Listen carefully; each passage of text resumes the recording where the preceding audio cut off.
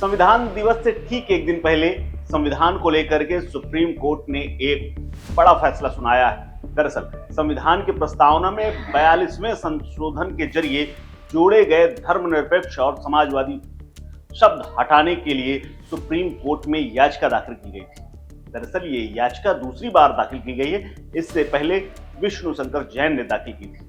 अब इस याचिका में यह कहा गया था कि सेकुलरिज्म यानी सोशलिज्म राजनीतिक विचार है, इन्हें नागरिकों पर थोपा नहीं जाना चाहिए।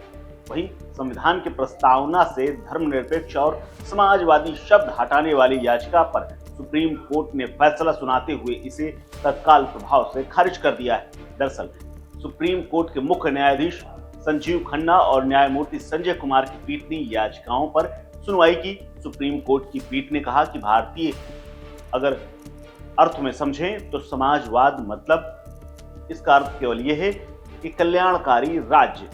भारत के मुख्य न्यायाधीश यानी सीजेआई संजीव खन्ना और न्यायमूर्ति पीवी संजय कुमार की पीठ ने इस मामले में कहा कि संसद की संशोधन शक्ति प्रस्तावना तक भी फैली हुई है। कोर्ट ने साफ शब्दों में कहा है कि प्रस्तावना को अपनाने की तारीख संसद की प्रस्तावना में संशोधन करने की शक्ति को सीमित नहीं करती है। इसको आधार मानते हुए कोर्ट ने याचिकाकर्ता के तर्कों को खारिज कर दिया। सीजेआई ने इस मामले में कहा कि जब इतने साल बीत गए हैं तो फिर इस मामले को अब क्यों तूल देने की कोशिश की जा रही है। आपको बता दें कि सुप्रीम कोर्ट ने इससे जुड़ी हुई याचिकाएं पूर्व में बीजेपी सांसद सुब्रमण्यम स्वामी और सामाजिक कार्यकर्ता बलराम सिंह और अधिवक्ता अश्विनी उपाध्याय ने इसको दायर किया था। याचिकाकर्ताओं ने तर्क दिया था कि 42वें संशोधन संविधान निर्माताओं की मूल दृष्टि को विकृत कर दिया है।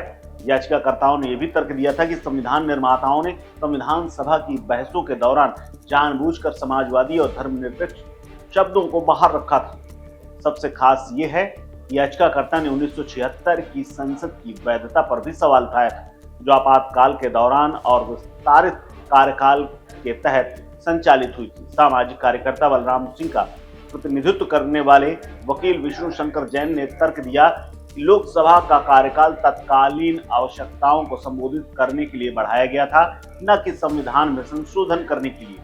सार्वजनिक परामर्श के बिना इन शब्दों को जोड़ने से संविधान निर्माताओं की मूल मंशा विकृत हो गई है, यानी मूल भावना से खिलवाड़ किया गया है। वहीं इस मामले में पूर्व सांसद बीजेपी के सुब्रमण्यम स्वामी ने तर्क दिया कि इन शब्दों को शामिल करने से प्रस्तावना अपनी मूल स्वीकृति तिथि से असंगत हो गई है।